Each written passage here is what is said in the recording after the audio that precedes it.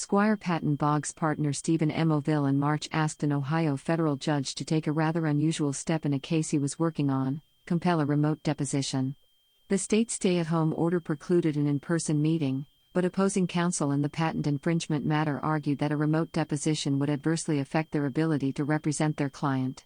In the process of writing his motion, Oville found at least a half a dozen other cases in which judges granted requests for remote depositions since the outbreak of the COVID-19 pandemic. One New York federal judge had gone so far as to issue a standing order that all depositions in matters before him may be taken remotely. While technology required to take virtual depositions has existed for more than a decade, litigants and courts have been slow to adopt the practice, and some have said it has very real limitations. But as courts have closed across the country due to the pandemic, more litigants are giving it a shot.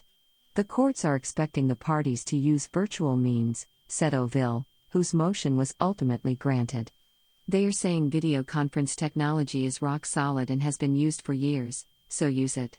Remotely useful right now, because of COVID, 100% of depositions are being conducted remotely, said Valerie Berger, a senior vice president at Veritext, the court reporting company Oville used.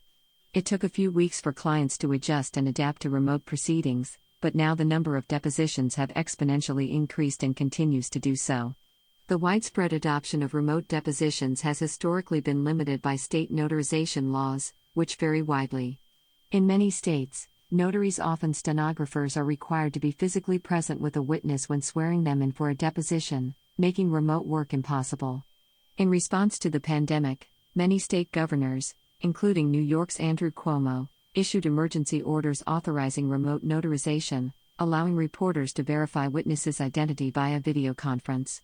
A Senate bill introduced in March would authorize remote online notarizations nationally.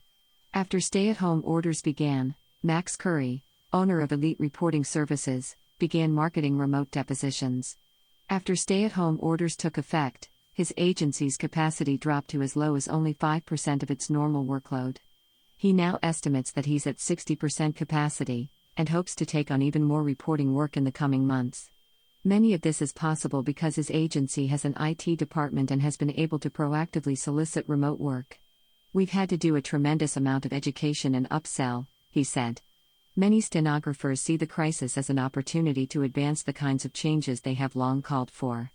We've had this technology, we've used it for years, said Curry, who is also president of the National Court Reporter Association. There has been a widely reported shortage of court reporters in the U.S. in recent years, but Curry believes at least part of that shortage stems from reporters being located in the wrong place. An increased acceptance of remote depositions might help. There have been many times where I've been overbooked by 4 or 5 jobs in Memphis, but we have 2 reporters sitting idle in Nashville, said Curry, who runs a statewide court reporting agency in Tennessee. Christine Phipps, president-elect of the NCRA, owns a court reporting firm in Florida that has been conducting remote depositions for the past 10 years. I have 10 offices throughout the state of Florida, but there are still places in Florida that are difficult to cover, Phipps said. Like the Florida Keys. Reporters have to come from Miami and drive 2 hours for a deposition that will take 1 hour. As of the end of April, her firm had booked over 2,000 virtual proceedings in 2020, including depositions and examinations under oath, according to Phipps.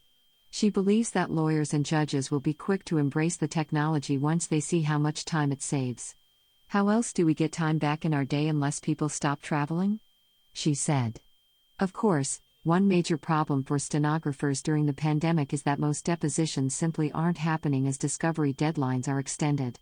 Marjorie Peters, an independent court stenographer based in the Washington metro area, works in complex civil litigation and normally takes about 3 to 5 depositions per week. All of her recent work has been remote, but there hasn't been much of it to speak of. I've maybe taken 5 depositions, remotely, since March 19, she said in a phone call on May 12. That's my entire income. Curry said he gets daily calls from NCRA members who have seen a great diminishment in income and work. Easing back in virtual depositions courts might help courts and lawyers ease back into a new normal after the worst of the virus has passed, but it remains unclear whether the practice will pick up steam as courts reopen. Peters prefers in-person reporting jobs because she said they allow her to get a more accurate depiction of the record. With video calls, speakers are more likely to go unheard if they cut each other off. If there's an objection and the witness speaks at the same time, it could cut the objection off, she said. I don't know if that attorney is yawning or objecting. Oville also acknowledged drawbacks. One of the big concerns with virtual depositions is the lack of checks on the opposing lawyer and the interaction with the witness, he said. You can't know whether there are signals or communications going on electronically.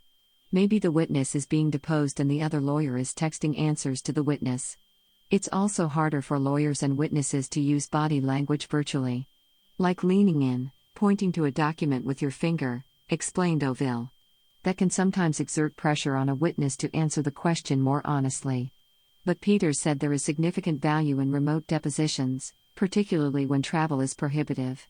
It should be an option for the litigants to be able to choose, she said. Based on what we're going through now, people may become more comfortable with it, and that's a good thing. It opens up options.